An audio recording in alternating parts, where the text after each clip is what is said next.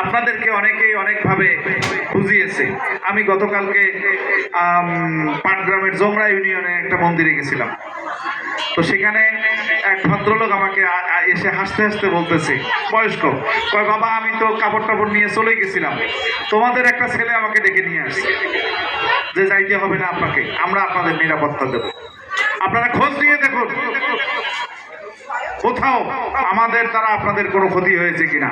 বরং আমি আজকে আপনাদের এই এতগুলো মা বোনদের সামনে আমি ঘোষণা দিচ্ছি, আপনাদের হাতীবান্ধা পাটগ্রামে আপনাদের ধর্মীয় উৎসব পালন কিংবা আপনাদের চলাফেরা, আপনাদের সম্পদ রক্ষার ক্ষেত্রে কোথাও যদি কোনো ধরনের বিন্দু মাত্র কোথাও সমস্যা হয়, আমরা সেখানে আমাদের রক্ত দিয়ে হলেও আপনাদের ইজ্জত, আপনাদের সম্মান, আপনাদের সম্পদ, আপনাদের উপাসনালয়গুলো আমরা রক্ষা করব।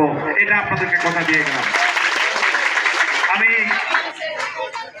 আপনারা দেখেছেন কয়েকদিন আগে পঞ্চগড়ে নৌকাডুবিতে আপনাদের অনেকেই মারা গেছে, ৭২টা পরিবার মারা গেছে। বাংলাদেশে একমাত্র জামাতের আমির ডাক্তার শফিকুর রহমান নিজে গেছে, প্রতিটা পরিবারকে ৫০,০০০ টাকা করে উনি তাৎক্ষণিক দিয়ে আসছে এবং তাদের ভরণ পোষণের জন্য তিনি কাপড় থেকে শুরু করে যা দেওয়ার উনি দিয়েছেন। আমরা এটা আমাদের ধর্মীয় দায়িত্ববোধ থেকে গেছি। আপনারা, আমি বাংলাদেশের জন্মগ্রহণ করেছি, আমি যদি স্বাধীনভাবে এখানে বাঁচতে পারি, আপনারও এটা জন্মভূমি, আপনিও স্বাধীনভাবে এখানে বসবাস করবেন, আপনিও স্বাধীনভাবে আপনার ধর্মীয় উৎসব পালন করবেন।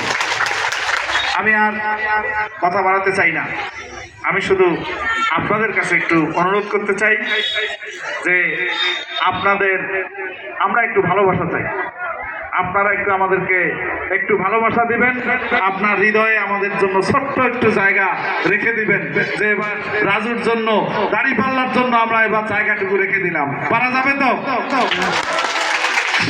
আমরা আপনাদেরকে কথা দিচ্ছি, গত স্বাধীনতার ৫৪ বছরে আপনারা দাড়িপাল্লা দিয়া আপনারা নৌকা দেখেছেন, ধানের শীষ দেখেছেন, জাতীয় লাঙ্গল দেখেছেন, সবাইকে দেখেছেন, সবাই বাংলাদেশের ক্ষমতায় ছিল, দাড়িপাল্লাকে ক্ষমতায় দেখেন নাই কোনোদিন। আমি বিশ্বাস করি একবার দাড়িপাল্লাকে দিয়ে দেখুন।